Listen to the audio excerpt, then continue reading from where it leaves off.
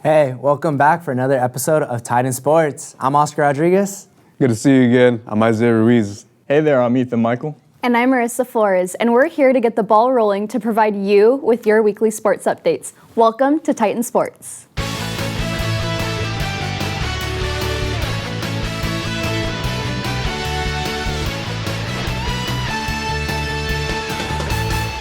Former Angels Communications Director Eric Kay finally got a court judgment for his role in the death of Angels prospect Tyler Skaggs.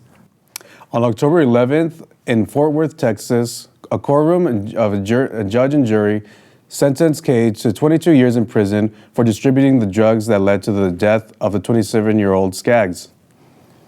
Prosecutors presented evidence of Kay making derogatory comments about Skaggs, his family, prosecutors, and jurors in phone calls and emails after he was convicted in February. There was emotional testimony from both sides in person.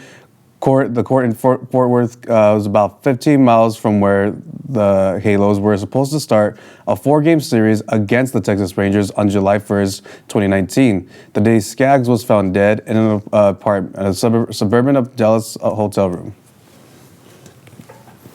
On to football. The Kansas City Chiefs came out on top against the Las Vegas Raiders just this last Sunday, and the game couldn't have been any closer with the final score of 30-29. The game ended after the Raiders failed to get a first down in the final moments of the fourth quarter, in which quarterback Derek Carr threw an incomplete pass. After a heartbreaking loss, it's no surprise for the losing side to leave the field upset after a tiring performance. But Raiders wide receiver Devonte Adams may have taken his frustration a bit too far. Adams aggressively threw his helmet, and upon returning to the locker room, Adams then pushed a freelance photographer to the ground. Although he may have just been caught up in the moment of a devastating loss, Adams is now facing charges for a misdemeanor assault. Adams was quick to take to social media to issue an apology, but a better move away to have been better to assist the man back to his feet after the push was completely uncalled for. He wrote on Twitter, quote, "Obviously very frustrated at the way the game ended and the way he ran in front of me as I exited. That was my reaction and I felt horrible immediately. That's not me. My apologies, man. Hope you see this," end quote.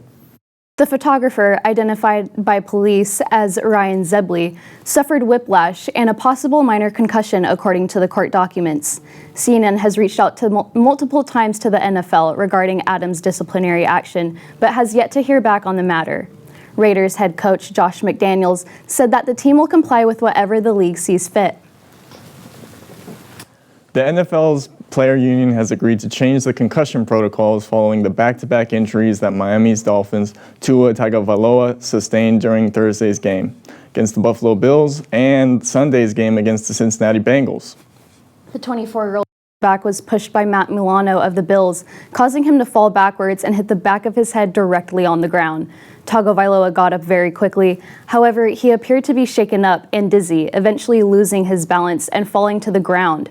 After being evaluated, he returned to the field. He was then cleared to play for the Bengals game 4 days later, where he was sacked by Bengals defensive tackle Josh Tapau. His head hit the floor and instantly showed the, quote, fencing response, end quote, a common sign of severe concussion where the arms go into an unnatural position. After about 10 minutes of lying motionless on the field, he was carried on to a stretcher and admitted to the hospital. The NFL has since fired the doctor that cleared him, and to defend that decision, the executive director of the NFL Players Association, DeMaurice F. Smith, stated, quote, "I expect the highest level of medical expertise, and when we make decisions to terminate people, it's in respect to all those in consideration," end quote. The new protocol now states a player showing signs of ataxia will be evaluated for concussion while prohibited from returning to the game. The league defines ataxia as, quote, abnormality of balance/stability, motor coordination, or dysfunctional speech caused by a neurological issue, end quote. The Kansas City Chiefs are once again looking like a serious Super Bowl contender for the 5th straight season. Now heading into Week 6, the Chiefs are sitting at 4-1, led by the league's best quarterback, Patrick Mahomes. Well, I don't know about best quarterback right now, but according to ESPN, Mahomes is currently leading the league in touchdowns with a 15 and has a QBR rating of 78.5, which is second overall in the league, and has already led the Chiefs to 2 come-from-back-behind victories this year against the AFC West rivals, the LA Chargers and the Las Vegas Raiders. At this rate, at this quarterback is going, he could very well win his second MVP award this year, given the strength of the schedule and where they can finish at the end of the season. The former regular season and Super Bowl MVP will go up against arguably his biggest test this season with a rematch of last year's AFC divisional round against the Josh Allen-led Buffalo Bills team. They are favored to win this year's Super Bowl, although Allen has never really outplayed Mahomes in his career against him. The 4-time Pro Bowler Mahomes can set himself up as a clear frontrunner for the MVP award with a win against a very strong Buffalo Bills team who have no flaws on either side of the ball. Well, we're back, of course, to our boys in blue. The Los Angeles Dodgers had a victorious start to the National League Division Series on Tuesday night, winning their first postseason game against the San Diego Padres, ending with a final of 5-3. Wednesday night, however, the Padres switched the narrative and pulled through with a win, also 5-3, and tied their standings 1-1. The Padres dominated the game as quickly as the first inning, when San Diego's Manny Machado hit a home run during the lead, taking the lead 1-0. But the Dodgers responded just as quickly, however, when Freddie Freeman and Max Muncy each hit a solo home run at the first and second inning, taking the lead 2-1. In the third inning, it was a turning point for the Padres when Ha-Seong Kim and Juan Soto earned 2 more home runs, taking the lead back, now 3-2. Dodger Trey Turner was able to hit a home run in the bottom of the third, tying the game 3-3. The remaining 6 innings of the game were stagnant for the Dodgers. Meanwhile, the Padres' Jake Cronenworth scored the following 2 home runs in the 6th and the 8th to make the game 5-3. As we get to the bottom of the final inning, the Dodgers still had the possibility of changing the outcome of the game. Padres pitcher Josh Hader, however, was not letting the boys in blue budge. Pitches reaching 98 and 99 miles per hour easily aided getting Mookie Betts and Trey Turner out. The Padres sealed the win when Will Smith hit a fly ball directly to Juan Soto, and the game was finally over. All right, stay tuned for our roundtable discussion coming right up after the break.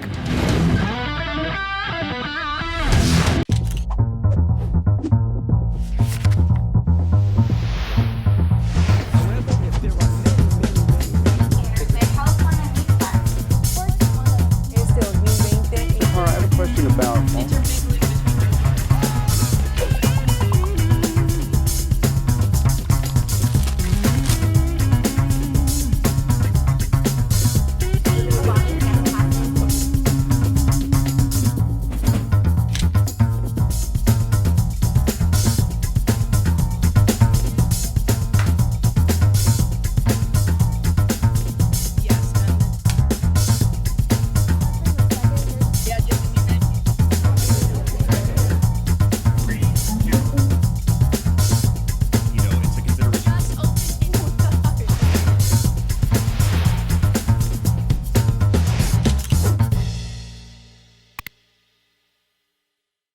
Welcome back, Titans. Well, we had a lot of good headlines, I feel like, in today's game. We saw the NFL make some new decisions finally. Actually, I want to start off with our Dodgers because they've been on fire. We've been talking about them for a while now. Okay. They seem to start off a little shaky in this series. Now they're at 1-1. We have the third game tonight, I believe, against the Padres. I know last time we talked about the relief situation. We took a little bit of a bet on Gonsolin and Anderson. Gonsolin starting. Looking back on what I said, I am kind of concerned now with him coming off of that surgery. How well is he going to perform? It seems like Roberts knows him very well. He knows his team very well. I'm sure he's confident in him and his performance.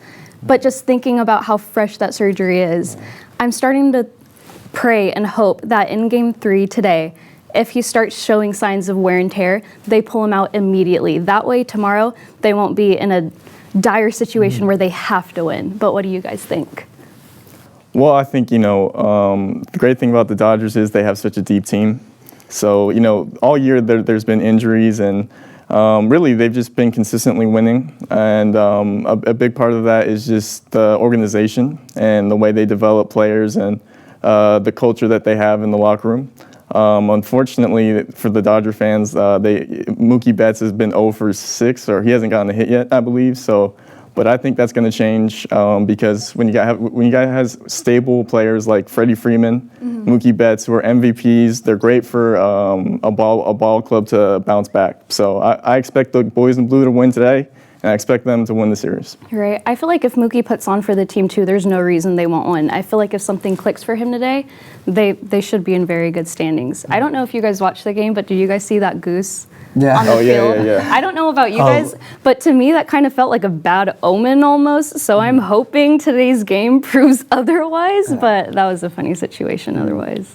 No, but I think too, like, if anything, Blake Snell's starting for the Padres, and that's with Mookie Betts, especially, that's a lefty versus righty situation. So I think Mookie Betts has the overhand with that.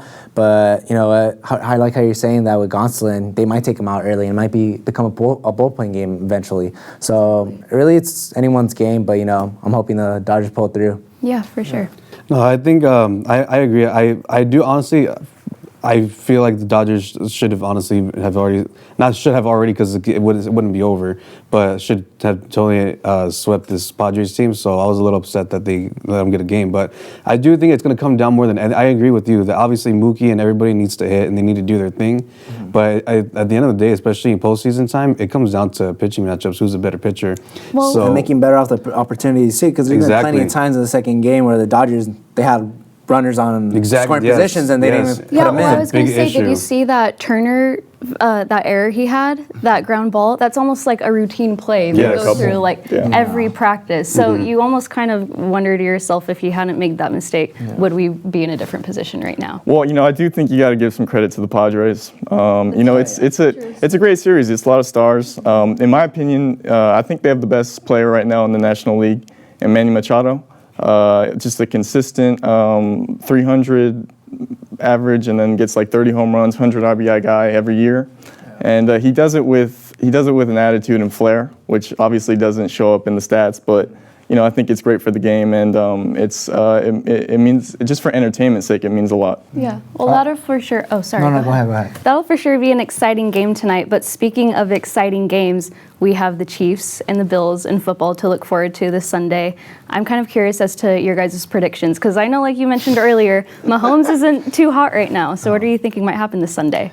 I still think the Bills are going to win. I know my guy right here, Zay, his Chiefs are going to win, but the Bills are looking hot. You know, they did lose against, I think, the Dolphins. I might be wrong, but, you know, they're looking strong. You know, Josh Allen doesn't look better on the field, but he's even doing good on fantasy. He's the #1 player on fantasy right now. I know my guy, Ethan and Zay, they play fantasy, so they know what's going on.